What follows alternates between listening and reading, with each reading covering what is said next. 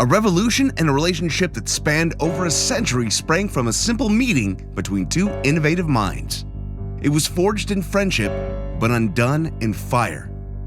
Welcome to American Esoterica.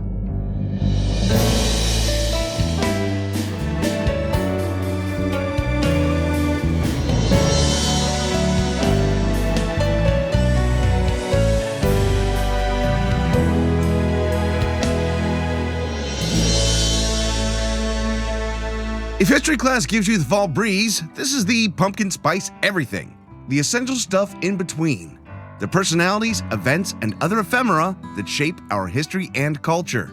I'm Brian Powers. When a series of fatal accidents plagued the drivers of Ford Explorers in the late 90s, it led in 2001 to a highly public split between two companies that pointed the finger for blame at each other. Both faced a crisis of survival over the incidents. And when the chips were down, not even family ties could keep the Ford and Firestone companies together. The divorce was brutal and public, and it destroyed one of America's most profound corporate relationships, one that led to many of the innovations we take for granted today. And it all started with a simple sales call 105 or 6 years earlier.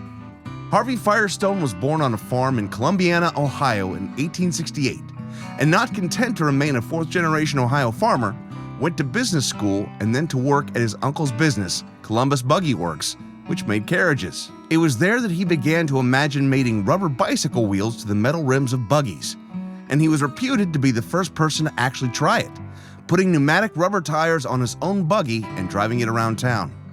The timeline from here is a little murky, and everyone who tells the story tells it differently, so we'll try to split the difference.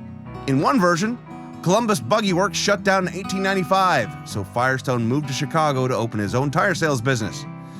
In Detroit in 1896 or 1897, either on a sales run for his own new tire business or still working as a clerk for Columbus Buggy Works, he either cold called or was requested by name by a fledgling entrepreneur named Henry Ford, who was in the process of building his own horseless carriage and was in need of some wheels. Firestone convinced Ford that pneumatic tires were the way of the future for these newfangled contraptions, and Ford bought 4 of them then and there. It was a sale that would cement a legacy and change driving forever, even if he didn't spring for the roadside assistance package and lifetime rotation and balance. From there, both men continued along their separate paths of succeeding and failing in equal doses. Firestone opened and then almost as quickly sold his Chicago company and opened a new tire company in Akron, Ohio, the rubber production capital of the country at the time, in 1900. At first, his business only mated tires made by others to rims, and he held a patent on the process for doing so. Firestone realized that to cut costs and maintain high-quality standards, he would have to make his own tires. So, in 1902 or 1903, his company acquired a factory for that purpose. Ford, meanwhile, had not had the same level of success. He was working for Thomas Edison when he met Firestone, but then soon set out on his own failed venture in 1899, the Detroit Automobile Company. It went belly up 18 months later. In 1901, he founded his second car company, the Henry Ford Company, although he would leave that company as well.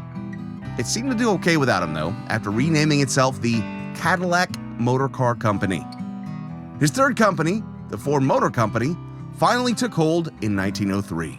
The two men were destined to cross paths again in 1905. Now, almost 10 years from their first encounter, both were gaining traction in their respective industry.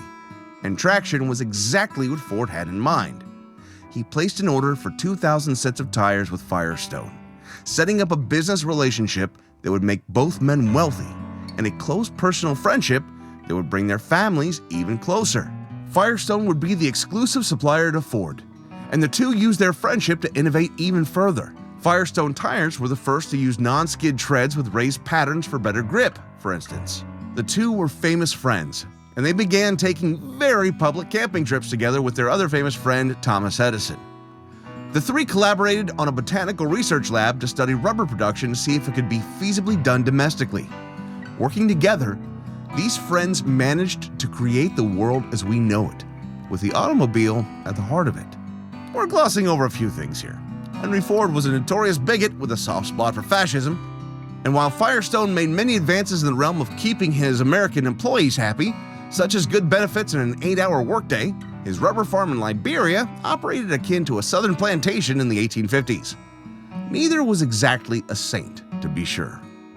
Their friendship kept their companies entwined until the Ford Explorer crisis of the late 90s hit.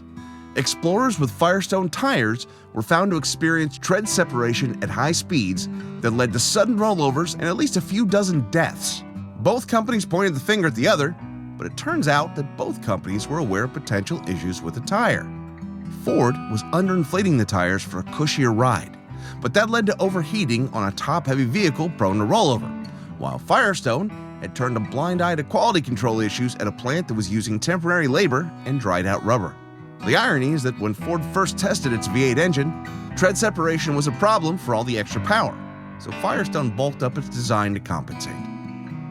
Even though the companies parted ways in a very messy divorce, it was Ford who got to keep the kid. The companies were close, but the families were even closer, intermarrying and producing the great-grandson of both Henry Ford and Harvey Firestone, William Clay Ford Jr., the executive chairman of Ford Motor Company.